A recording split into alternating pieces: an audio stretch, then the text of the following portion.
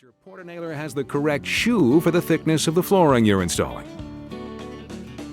For step 1, clean the subfloor before we roll out the builder's 15-pound asphalt felt building paper lapped 2 to 4 inches along the edge seams.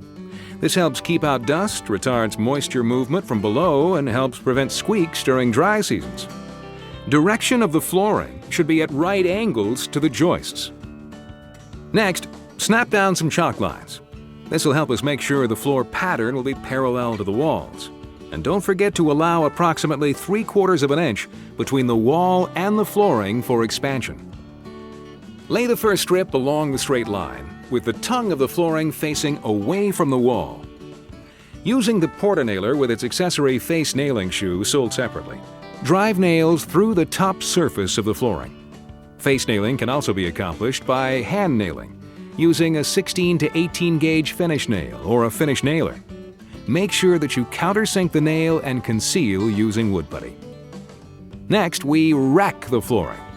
This simply means placing all the flooring into position ahead of time so that all the joints will be staggered at least 6 inches apart when nailed. Work from the left side of the room to the right and then repeat.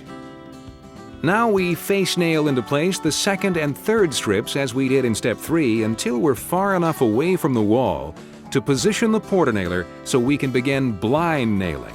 That means nailing through the tongue of the flooring.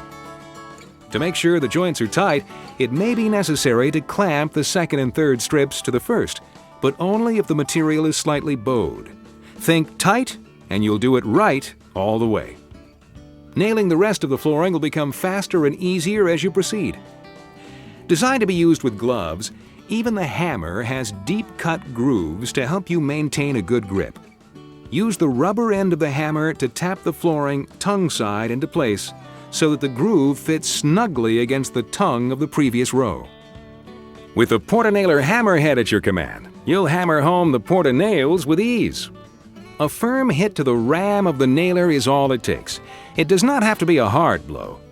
The ratcheting action of the ratchet assembly prevents the ram from returning to its full upward position until your nail is properly seated. Watch this. Here's what happens to the ram if a nail is not properly seated. See how it stops the return action? This lets you know that you need to hit the ram again and drive the nail to its proper position. It means you can also be assured the nail has been properly seated and the floor is being tightly driven together. We call it preferred seating. Space nails every 10 to 12 inches and near the ends 1 to 3 inches. An effort should be made to hit a joist as often as possible.